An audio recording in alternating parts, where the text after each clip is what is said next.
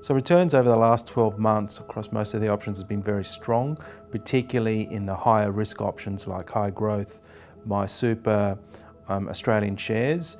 The returns itself are a function of really a game of two halves, the first half being relatively weak, but then a very strong second half. We've been very happy with our returns over the last 3 and 5 years. For example, our MySuper option, which is the default option, is the #1 returning MySuper product in Australia, ending December for 3 years. The majority of our options are above median, if not top quartile, over the last 3 and 5 years. I think in the next couple of years returns will be more challenged for a number of reasons. We're coming off record low interest rates, and interest rates are expected to move higher. We've also had fairly good 5-year returns from share markets, from property and from infrastructure. So we're not saying we're going to have negative returns, but we are in an environment where the returns will be more challenged as we face these headwinds. We obviously had a new president that's come in, and what type of policies will impact not only the US but globally. There could be changes in terms of interest rate policy, there's changes in tax, and the one we're most concerned about is the last thing Australia needs, or all the world, is a trade war, and that's an issue.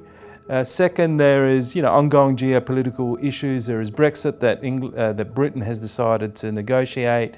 There is a French presidential election of which a far-right candidate has a chance of winning, which would not be good for the global economy.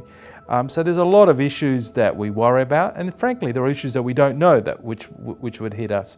The way we figure that out and the way we work around that is we like to run well-diversified portfolios, so we're not buffeted by 1 or 2 events, knowing that if there is an unexpected event, something will happen and we will react to that.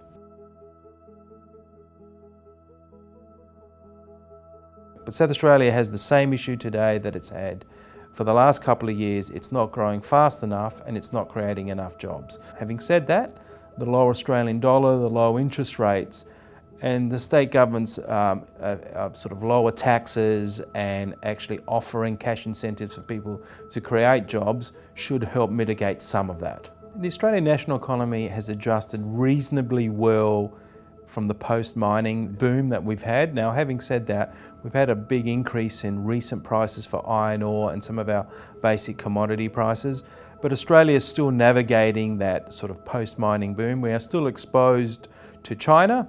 We frankly still have a lot of debt and very high property prices, so navigating through some of those issues will be difficult, but Australia will grow. It's just not going to have the growth rate it's experienced, say, over the last 10, 15 years.